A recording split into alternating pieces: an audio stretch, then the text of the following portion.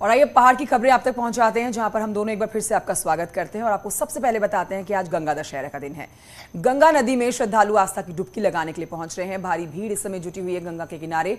मान्यता यह है कि आज ही के दिन मां गंगा स्वर्ग से धरती पर आई थी और इसीलिए इस दिन को गंगा दशहरे के रूप में मनाया जा रहा है। मां गंगा को संपूर्ण विश्व सबसे पवित्र नदी मानता है।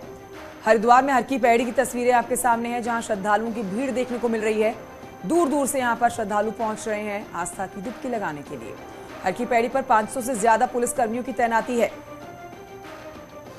और कई अधिकारियों की सुरक्षा में तैनाती की गई है। चप्पे चप्पे पर पैनी नजर रखी गई है ताकि शांतिपूर्ण तरीके से आस्था की डुबकी लगाई जा सके।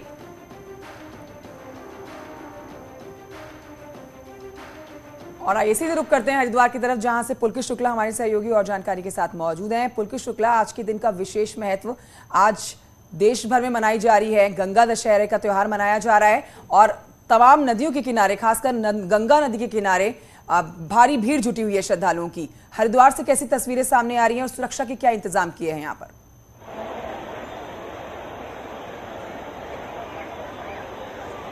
जी बिल्कुल, हरिद्वार में हर की पैड़ी की तस्वीरों की अगर बात करें तो यहाँ की जो तस्वीरें हैं वो बिल्कुल मनोरम दृश्य यहाँ पर नज़र आ रहा है। श्रद्धालु जो हैं वो सुबह से ही यहाँ पर जुटने शुरू हो गए, क्योंकि गंगा दशहरा का जो स्नान है उसका एक खास महत्व माना जाता है। मैं यहाँ पर सहयोगी से अपने कहूँगा कि वो दिखाए कि किस तरह से जो श्रद्धालुओं के जो जमावड़ा है वो यहाँ पर सुबह से लगा हुआ है और गंगा घाटों पर कितनी बड़ी संख्या में श्रद्धालु इस वक्त नज़र आ रहे हैं। जहाँ तक भी हमारी नज़र जाती है वहाँ तक पूरे जो गंगा घाट हैं वो श्रद्धालुओं से पटे पड़े हैं, क्योंकि हरिद्वार में यूँ तो साल भर कई गंगा स्नान आयोजित होते हैं, लेकिन क्योंकि गंगा दशहरा को मां गंगा का अवतरण दिवस कहा जाता है, इसीलिए ये आज का जो स्नान है उसका बहुत ही ज़्यादा महत्व बन जाता है। इसीलिए यही कारण है कि दूसरे राज्यों से, यूपी, दिल्ली, हरियाणा, पंजाब जैसे राज्यों से श्रद्धालु यहाँ पर आ रहे हैं और गंगा में आस्था की डुबकी लगा रहे हैं। सुरक्षा की यदि बात करें तो सुरक्षा व्यवस्था के यहाँ पर पुख्ता इंतजाम किए गए हैं हर स्नान पर हर वीकेंड पर, क्योंकि वीकेंड पर भी इन दिनों बहुत ज़्यादा भीड़ उमड़ रही है और जो भी स्नान पर्व आ रहे हैं वहाँ पर अच्छी खासी भीड़ श्रद्धालुओं की उमड़ रही है। तो प्रशासन की ओर से सुरक्षा व्यवस्था के व्यापक इंतजाम किए जाते हैं, लेकिन इस बार क्योंकि कल ही जब यहाँ पुलिस टीम की जो ब्रीफिंग की गई थी एसएसपी और डीएम की मौजूदगी में पूरी पुलिस टीम को जब ब्रीफ किया गया था, तो क्योंकि बिल्कुल पुलकित तस्वीरें हम देख पा रहे हैं कि काफी बड़ी संख्या में श्रद्धालु पहुंचे हुए हैं आस्था की डुबकी लगाने के लिए। लेकिन अगर बात की जाए कि क्या जो श्रद्धालु हैं वहां पर मौजूद है, क्या आप उनसे बात कर सकते हैं? कहां से ये श्रद्धालु आए हैं आस्था की डुबकी लगाने के लिए हर की पैड़ी पर?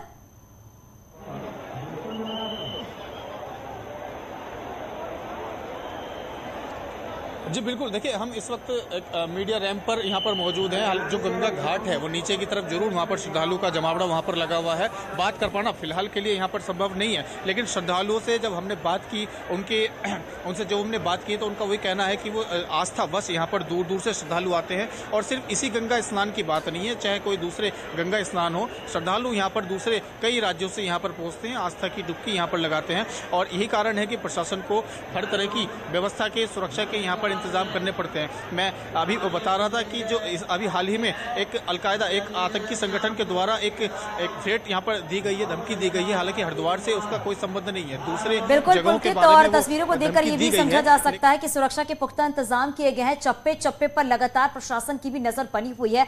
बहुत शुक्रिया पुलकित इस पूरी जानकारी के लिए।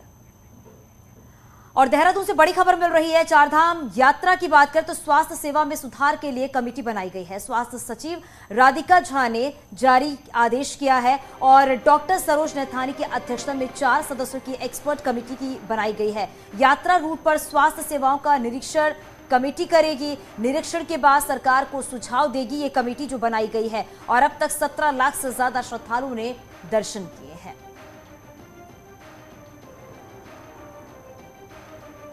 हमारे साथ हमारे सहयोगी दीपांकर भट्ट हमारे साथ लाइव जुड़ गए हैं। दीपांकर, जो कमेटी बनाई गई है, अब ये कमेटी स्वास्थ्य संबंधी निरीक्षण तो करेगी, साथ ही साथ ये भी है कि जो भी रिपोर्ट होगी वो भी कमेटी को सौंपी जाएगी। हाँ बिल्कुल, क्योंकि चारधाम यात्रा की जो शुरुआत हुई थी 3 मई को हुई थी गंगोत्री यमुनोत्री कपाट खुलने के साथ, और 8 मई को आखिरी कपाट बद्रीनाथ के खुले थे। आज 9 मई है, तो लगभग 1 महीने का वक्त हो चुका है पूरी यात्रा को। इस 1 महीने में 17 लाख यात्री आए। लेकिन यहाँ पर एक दुखद बात यह भी रही कि 176 लोगों की, यात्रियों की मौत हुई है, और ये मौत स्वास्थ्य कारणों से, किसी के हार्ट की वजह से, किसी के दूसरी वजहों से। लेकिन इसके पीछे जो भी रीजन अभी तक सामने आया, कारण सामने आए, वो आए हेल्थ रीजन। मुख्यमंत्री पुष्कर सिंह धामी ने बैठक लेके ये बात कही थी कि एक कमेटी बनाई जाए और देखा जाए कि चार धाम में, चारों धामों के जो रूट है, वहां पर किस तरह की दिक्कतें यात्रियों को हेल्थ के तौर पे आ रही हैं। वहां पर कैंप्स हैं, नहीं है, डॉक्टर्स का अगर डिप्लॉयमेंट करना है तो वो वहां पर होना चाहिए, हेल्थ स्टाफ होना चाहिए, और ऑक्सीजन की कमी अगर कहीं पर है तो ऑक्सीजन की व्यवस्था वहां पर हो। तो अब ये 4 सदस्यों की जो कमेटी है, सरोज नैथानी इसकी अध्यक्ष बनाई गई है, एक्सपर्ट कमेटी है। ये चारों धामों का निरीक्षण करेगी, वहां पर रूट्स का निरीक्षण करेगी, फिर अपना रिपोर्ट गवर्नमेंट को सौंपेगी, और फिर क्या सुधार की जरूरत है ताकि यात्रियों की जान उनके हेल्थ रीजंस की वजह से ना जाए। इस बार ऐसा माना जा रहा है कि चारधाम यात्रा को किसी की नजर लग गई है, क्योंकि पिछली बार के हिसाब से देखें तो सबसे ज्यादा मौतें, सबसे ज्यादा घटनाएं इसी चारधाम यात्रा में हो रही है। सवाल ये भी उठाए जा रहे हैं, जानकार ये भी कह रहे हैं कि जो एक्सपर्ट कमेटी का गठन किया गया है बहुत देरी से किया गया है। कंचन, जो पहला बात आपकी बिल्कुल सही है कि इस बार एक तो यात्रा 2 साल के, कोविड की 2 साल के बाद हो रही है, और 32 से 34 लाख यात्री 2019 में आए थे। 20-21 में यात्रा बहुत स्लो रही, लेकिन इस बार यात्री 17 लाख लगभग 1 महीने के अंतर्गत आ चुके हैं। कोविड के बाद डॉक्टर्स से जब हमने बात की तो डॉक्टर्स का यह भी मानना है कि कोविड क्योंकि पूरे देश और दुनिया में फैला, और कहीं ना कहीं कोविड के साइड इफेक्ट्स की वजह से लोगों को दिक्कतें हुई है। और चारधाम में आने वाले जो यात्री हैं वो अलग अलग राज्यों से, उत्तर प्रदेश, मध्य प्रदेश, महाराष्ट्र, देश के अलग अलग राज्यों से। तो हेल्थ रीजन, और जिन लोगों की अभी मौत हुई है उनमें ज्यादातर क्यों 50 साल से ज्यादा है। इसलिए डॉक्टर्स ने सलाह जरूर दी है कि अगर आप कोविड पेशेंट रहे हैं या आपको कोविड हुआ है तो उस केस में आप अपने हेल्थ चेकअप के बाद ही यात्रा पर आए, क्योंकि कहीं ना कहीं लंग्स, हार्ट, माइंड कहीं ना कहीं इफेक्ट हुआ है कोविड की वजह से। तो हाँ जरूर, पर मुख्यमंत्री पुष्कर सिंह धामी ने लगातार ये इस बात को इंसिस्ट किया है कि आप अपनी सुरक्षा का ध्यान रखें, अपने हेल्थ का ध्यान रखें, और हेल्थ रिपोर्ट के बाद ही आप, जो 50 साल से ज्यादा के लोग हैं, वो चेकअप के बाद ही चारधाम यात्रा पर आए। ठीक है दीपांकर, बहुत शुक्रिया आपका जानकारी के लिए। और आइए बढ़ते हैं आगे, आपको इस वक्त की एक और बड़ी खबर देते हैं प्रदेश से आती हुई, जहां पर आज हरिद्वार दौरे पर पुष्कर सिंह धामी, मुख्यमंत्री पुष्कर सिंह धामी रहने वाले हैं। सुबह 11 बजे कनखल के जगत गुरु आश्रम पहुंचेंगे सीएम। आश्रम में करीब 1 घंटा बिताने वाले हैं मुख्यमंत्री। इसके आगे आपको बताएं, दोपहर 12:45 पर देहरादून पहुंचने का उनका कार्यक्रम है। तो जगत गुरु आश्रम जाने वाले हैं मुख्यमंत्री पुष्कर सिंह धामी। 11 बजे का समय है जब कनखल पहुंचेंगे सीएम धामी।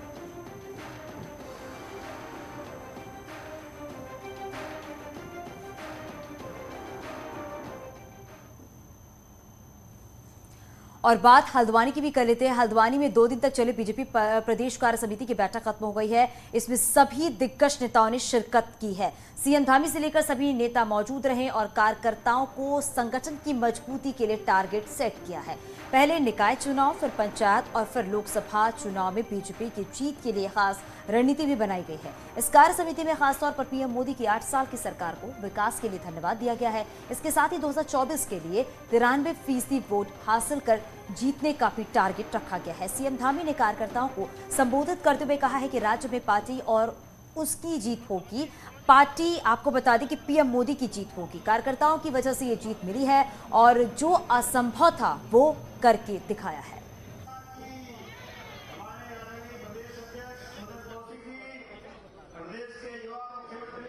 किस प्रकार की स्थिति थी और कैसा शुरू में वातावरण था, हम लोग कितनी कठिन परिस्थितियों में चुनाव में गए हैं, और आप सबकी मेहनत के कारण से पहले हमने राज्य में एक मिथक तोड़ा और 2/3 बहुमत की, प्रचंड बहुमत की सरकार हम आप सब लोगों ने प्रदेश के अंदर बनाई।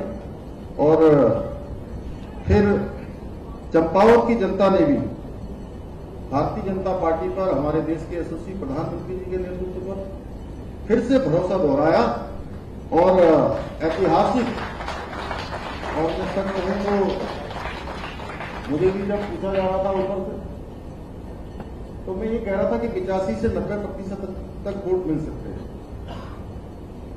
और जब ये 93% और 94% तक पहुंच गया तो निश्चित रूप से मैं उसके लिए आप सब कार्यकर्ताओं की मेहनत का ही परिणाम इसको मानता हूं। और यहाँ आपको बताएं कि बीजेपी अगले 3 महीनों में उत्तराखंड के भीतर किसी तरह से खुद को मजबूत करेगी। इसकी पिच बीजेपी अपनी 2 दिनों की कार्य समिति में तैयार कर ली है।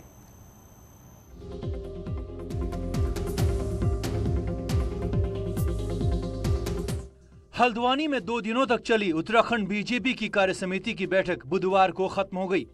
खास बात यह है कि इस कार्य समिति में प्रदेश के सभी दिग्गज नेताओं ने शिरकत की और कार्यकर्ताओं के लिए संगठन की मजबूती का टारगेट सेट कर दिया, ताकि पहले निकाय, फिर पंचायत और फिर लोकसभा चुनाव में कमल खिलाया जा सके। हमने आने वाले समय के सारे कार्यक्रम अपने कार्यकर्ताओं को दिए हैं, जिसमें मंडल की 252 कार्य समिति हैं, 14 जिलों की कार्य समिति है, 9 जिलों का प्रशिक्षण है, हमारा प्रदेश का प्रशिक्षण है, विधायकों का प्रशिक्षण है। इन सबको भी हमने जुलाई में कार्यक्रम करने हैं। मोदी जी के सुशासन के, सेवा के, समर्पण के और गरीब कल्याण के 8 वर्ष, ऐतिहासिक 8 वर्ष पूरे हुए हैं।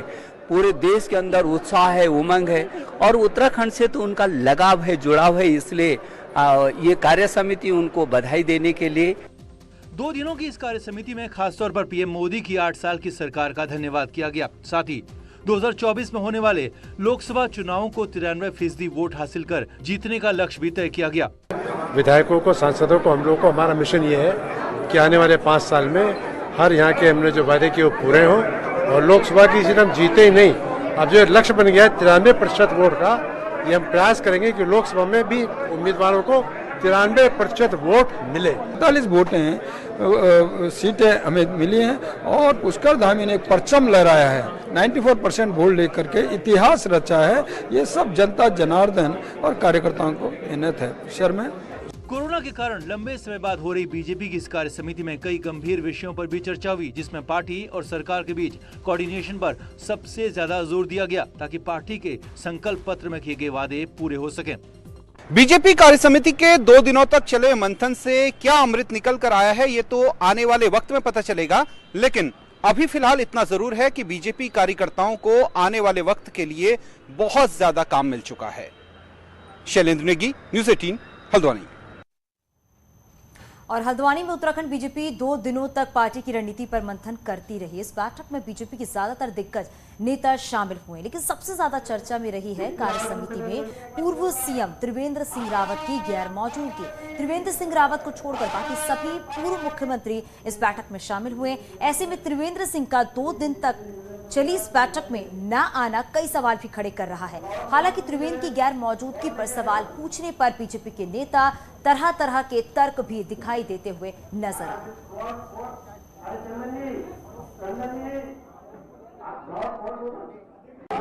एक सांसद नहीं आ पाए, इतने सारे आगे आप एक की बात कर रहे हैं।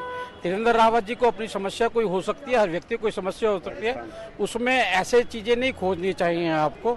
हमारा परिवार एक परिवार है, सेवा के लिए हम आए, देश के लिए है, राष्ट्र के लिए आए। नहीं, कभी कभी कई कार्यकर्ता नहीं आ पाते हैं, अपने व्यक्तिगत कारण होते हैं। शामिल नहीं होने का मतलब कुछ भी नहीं होता ऐसा। कभी हम ही नहीं हो पाते हैं, कार्यक्रमों में व्यस्तता भी रहती है, कभी स्वास्थ्य खराब रहता, कभी कार्यक्रम होते हैं, निर्धारित प्रोग्राम हो जाते हैं और मजबूरियां हो जाती हैं कि कभी कभी कोई नहीं आ पाता है, तो उसमें कहीं उसको अन्यथा नहीं लेना चाहिए।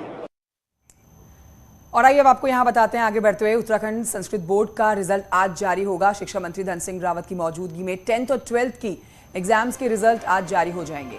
1546 स्टूडेंट्स ने संस्कृत बोर्ड की परीक्षा दी है। दोपहर 3 बजे एक साथ संस्कृत बोर्ड में 10th और 12th के ये स्टूडेंट्स हैं जिनका रिजल्ट जो है आज अनाउंस कर दिया जाएगा।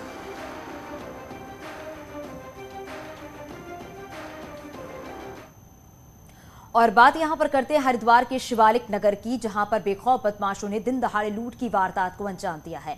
ज्वेलरी शॉप में दिन दहाड़े 6 हथियारबंद बदमाश घुस गए और दुकानदार के सिर पर तमंचे के पट से हमला कर दिया। इस दौरान 3 बदमाशों के हाथों में देसी तमंचे भी थे और आते ही बैग में ज्वेलरी भरना शुरू कर दिया। इस लूट के दौरान ही बदमाश दुकानदार से मारपीट करते हुए भी नजर आ रहे हैं। हालांकि दुकानदार ने साहस दिखाया और एक बदमाश को दबोच दिया। आसपास मौजूद लोगों ने जमकर बदमाश की धुनाई की।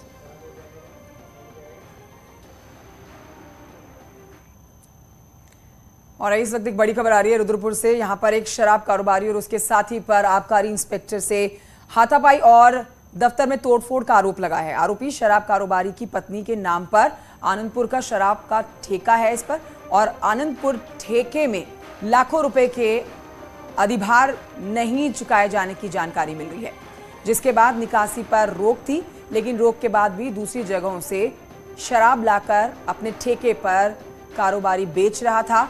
आबकारी इंस्पेक्टर ने छापा मारकर अवैध रूप से बेची जा रही शराब को जब्त कर लिया है, जिसके बाद नाराज शराब कारोबारी ने आबकारी इंस्पेक्टर के ऑफिस में जाकर हाथापाई की है। इसके बाद आपको बताएं कि आबकारी इंस्पेक्टर ने दोनों आरोपियों के खिलाफ पुलिस को शिकायत दी और फिलहाल दोनों ही आरोपी जो हैं पंतनगर थाने में हिरासत में लिए गए हैं।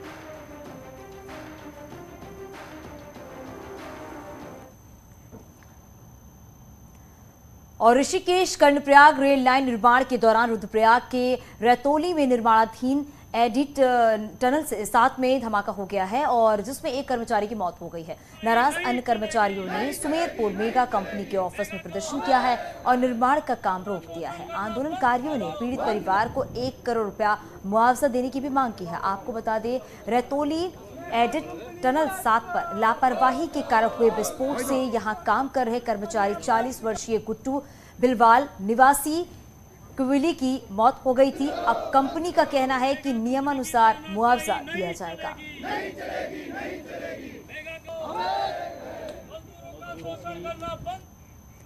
श्रीनगर गढ़वाल से अगली खबर है, जहां पर स्थित गढ़वाल यूनिवर्सिटी के बिरला कैंपस में छात्रों के 2 गुटों के बीच में भिड़ंत हो गई। अचानक शुरू हुई बहस देखते ही देखते लात घूंसों में बदल गई। 2 स्टूडेंट्स के यहां पर गुट हैं। ये भिड़ंत में कॉलेज परिसर में अफरा तफरी का माहौल बन गया। इस पूरे बवाल का जो वीडियो है सोशल मीडिया पर वायरल हो रखा है। इस मामले में संज्ञान लेने के बाद विश्वविद्यालय के सुरक्षा अधिकारी ने जांच रिपोर्ट चीफ प्रॉक्टर को सौंप दी है और इसके बाद अब घटना में शामिल स्टूडेंट्स पर यूनिवर्सिटी प्रशासन कार्रवाई कर सकता है।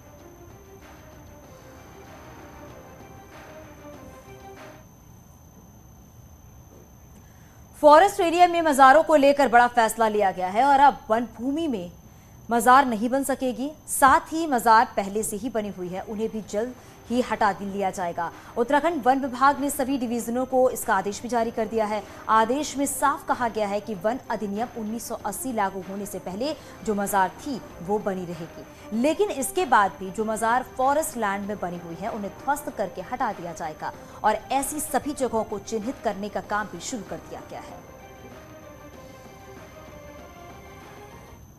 पार्क से हमारे राष्ट्रीय उद्यान, वन्यजीव अभयारण्य है, टाइगर रिजर्व है, इन्हीं जहाँ जहाँ ऐसे क्षेत्र हैं जहाँ अवैध रूप से इस प्रकार के जो स्ट्रक्चर्स बनाए गए हैं वहाँ पे उसको चिन्हित करने के निर्देश दिए गए हैं और साथ ही में निर्देश के साथ साथ वन अधिनियम के अंतर्गत कार्रवाई करने के भी जो है निर्देश डीएफओस को दिए गए, जारी किए गए हैं।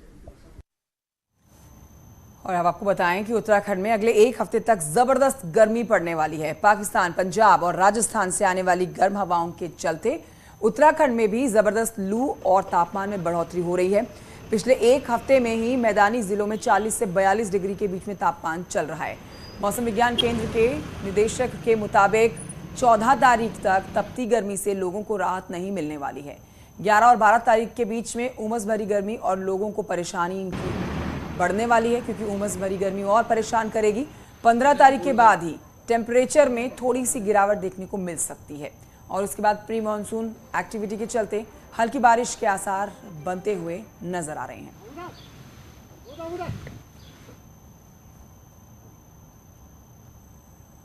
मैदान के साथ ही पहाड़ों में भी पारा 7वें आसमान पर जा पहुंचा है। हालात ये हैं कि बीते साल के मुकाबले इस बार न्यूनतम तापमान में 7 डिग्री से भी ज्यादा का इजाफा हुआ है। जिस तेजी से बीते कुछ सालों में क्लाइमेट चेंज हो रहा है वो ग्लोबल वार्मिंग की ओर इशारा कर रहा है।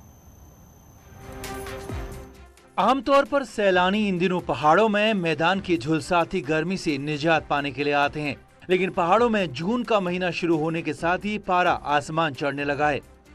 हालात ये कि लगातार बढ़ रहे पारे ने पिछले सारे रिकॉर्ड ध्वस्त कर डाले हैं। पिछले साल जहां मई में अधिकतम तापमान 29.6 था तो इस साल बढ़कर 32.3 तक पहुंच जा चुका है, जबकि जून के पहले हफ्ते में ही अधिकतम तापमान में 3 डिग्री का इजाफा हो चुका है। तो जून में पिछले साल जो पूरा माह का जो एवरेज था वो 14.4 4 के आसपास था। और अभी हम अब देखें तो ये केवल 7 दिन का एवरेज जो लिया है 21.7 डिग्री हो गया है। अर्थात आप देख रहे हैं 6 से 7 डिग्री टेम्परेचर बढ़ गया है। पहाड़ों में सबसे तेजी से न्यूनतम तापमान में इजाफा हो रहा है। बीते साल मई में न्यूनतम तापमान 11.6 था, तो इस बार 12.3 जा पहुंचा है, जबकि जून के पहले हफ्ते में ही न्यूनतम तापमान बीते साल के मुकाबले 7 डिग्री बढ़ चुका है। नैनीताल, मुक्तेश्वर, मसूरी, पिथौरागढ़ और अल्मोड़ा जैसे इलाकों में तापमान सामान्य से 6 डिग्री तक बढ़ चुका है। लगातार चढ़ रहे पारे को जानकर काफी खतरनाक मान रहे हैं, खासकर पानी और खरीफ की फसलों के लिए। तो ये टेम्परेचर बढ़ने का कारण एक तो ये भी हो सकता है जो जंगलों में हमारी आग लग रही है, बारिश हो रही है, बारिश नहीं हो पा रही है, तो जिस वजह से हमारा जो क्लाइमेट चेंज है उसका असर तो पड़ ही रहा है, तो उस वजह से कुछ टेम्परेचर बढ़ रहा है। बीते कुछ सालों में पहाड़ों में जहां सर्दियों में जमकर ठंड पड़ रही है, तो वहीं बरसात में भारी बारिश हो रही है और अब गर्मियों में पारा भी लगातार चढ़ता ही जा रहा है, जिससे साफ है कि ग्लोबल वार्मिंग का असर अब हर सीजन में देखने को मिल रहा है। ऐसे में अगर पर्यावरण को लेकर सही और गंभीर उपाय नहीं किए गए, आने वाले दिनों में हालात और भयानक हो सकते हैं। न्यूज़ 18 के लिए अल्मोड़ा से किशन जोशी के साथ पिथौरागढ़ से विजयवर्धन उप्रेती की रिपोर्ट। और आइए अब नजर डालते हैं पहाड़ की टॉप 10 न्यूज पर। नई टिहरी कोतवाली के ब्लॉक इलाके में पेड़ पर लकड़ी के लिए गए शख्स की करंट लगने से मौत हो गई है। बागेश्वर में ओवर स्पीड केमू बस से ने 63 साल की महिला को टक्कर मार दी है, घायल का इलाज चल रहा है। राज्य के 4 राजीव गांधी अभिनव स्कूलों को बंद करने के मामले को हाईकोर्ट में चुनौती मिली है। कोर्ट ने 4 हफ्तों में जवाब मांगा है। पौड़ी में बन रहे 75 तालाबों का काम देखने के लिए डीएम ने कलजीखाल ब्लॉक का दौरा किया है। उत्तरकाशी की बटकोट नगर पालिका में पेयजल संकट है और सप्लाई नहीं होने से महिलाओं ने एसडीएम को ज्ञापन सौंपा। अल्मोड़ा में खतियाड़ी सहित कई इलाकों में पेयजल संकट शुरू हो गया है और शहर में लोगों को 3 दिन बाद पानी मिल रहा है। पौड़ी के कलजीखाल ब्लॉक के अदवानी में 4 लोगों पर वनकर्मी के साथ मारपीट का आरोप लगा है। रुड़की में दिल्ली हाईवे पर 4 लाख की लागत से सार्वजनिक शौचालय बन रहा है, लेकिन नगर निगम पिछले 2 साल से इसे पूरा नहीं कर पा रहा है। टीएचडीसी हाइड्रो इंजीनियर कॉलेज में हॉस्टल मेस में छात्रों के एक्सपायर्ड खाना खिलाने का आरोप लगा है और हंगामा भी किया। बागेश्वर में एनसीसी कैडेट्स ने नदियों और शहर को साफ सुथरा बनाने की थीम पर जागरूकता निकाली।